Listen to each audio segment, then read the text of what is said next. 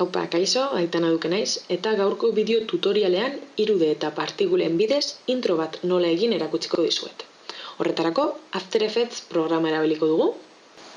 Hasteko konposizio berri bat sortuko dugu, konposizio honi izen bat emango diogu, nire kasuan intro Aitana, eta ondoren HTTV 1080x formatuan dagoela ziurtatuko dugu, 25 fotogrametan eta fondo beltzarekin adibidez.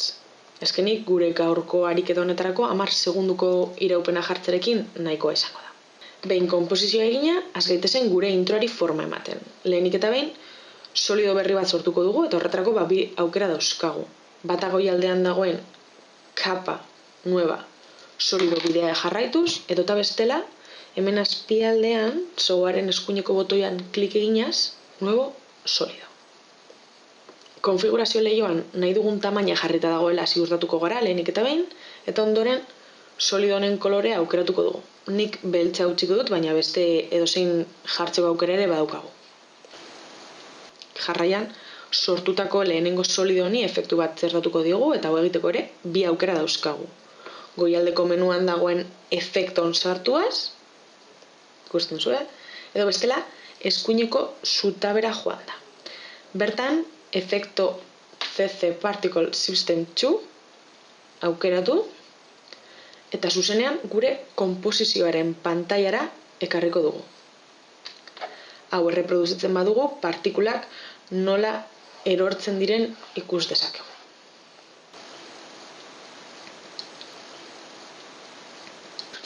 Orain ezkerraldeko aukeretara joko dugu eta bertan aplikatutako efektu horrek ematen dituen aukerak edo ezaugarri ezberdinak ikusiko ditugu. Zuzenean, particle aukeran sartuko gara eta tip lehenengo irtengune honetan Safe Sphere edota Face Sphere, barkatu nire ingelesa, bi aukerak erabili ahal izango ditugu. Nik Face Sphere aukeratuko dut, baina biak erabili ditzakezu, zuen gustuaren arabera. Ondoren, koloreak aukeratuko ditugu, lehenengo bat, nik adibidez urdin aukeratuko dut, eta gero bestea. Nire kasuan, roxa, morea tarteko bat. Fizik aukeran gravitatea 0ra eta abiadura 0,5era aldatuko ditugu. Hau egin eta gero, partikulak guregana nola etortzen diren ikusteko aukera daukagu.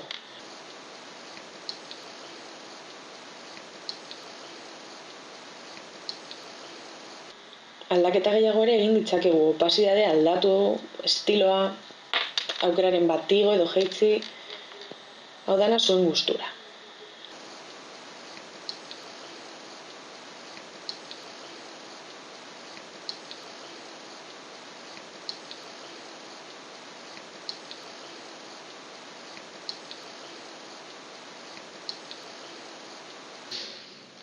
Hau bukatutakoan testu berri bat txertatuko dugu eta bertan nahi duguna idatzi eta testuari aldaketak egin.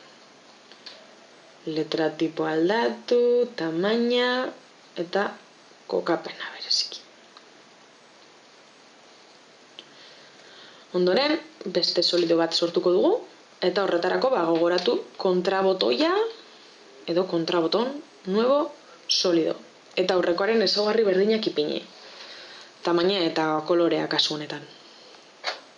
Solido honi beste efektu bat ipiniko diogu. Simulazio efektua eta dispersion aukera. Efektu honetan hainbat aldaketa zehatza egingo ditugu. Hasteko forma aukeran motibo irtengune honetan, personalizar aukera eta azpiko lehioan gure testu aukeratu. Hau da, nire kasuan, hemen ipintzen duen, Aitana Duke. Ondoren, bista aukerara joko dugu, eta bertan, prozesadon klikatu. Hemen behan agertzen den sakonera eraldatuko dugu, 3ko sakonera jarriko dugu adibidez. Eta orain, tekstura aukeran, letra kolore aldatuko dugu. Nik adibidez, fondoko kolore more aukeratuko dut. Baina, hori zuek nahi duzuten aukeratu dezakezue baita.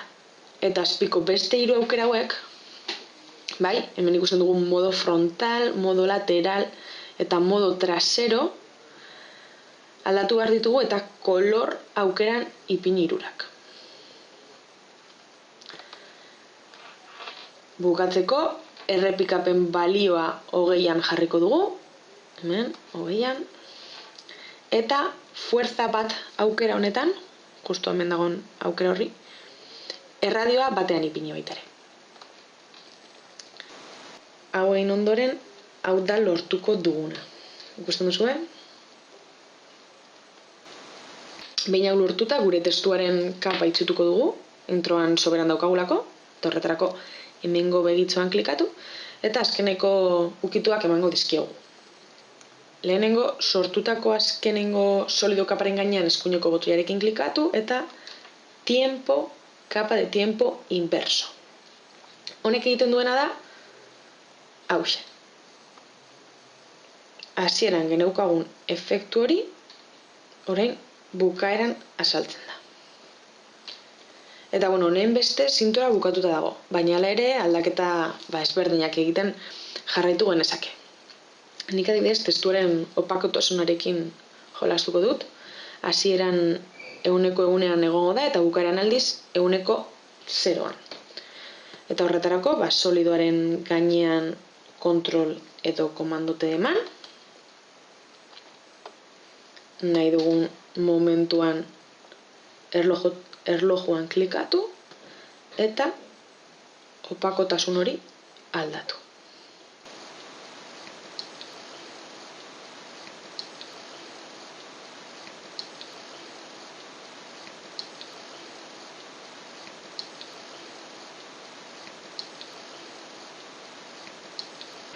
Azkenik proiektua gordeko dugu eta konposizioa prozesatu.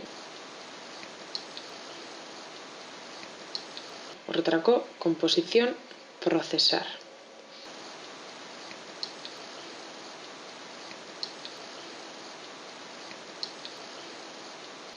Hau izango litzateke bukaerako emaitza, espero dut zuen gustukoa izan dela. Mila esker eta hurren arte.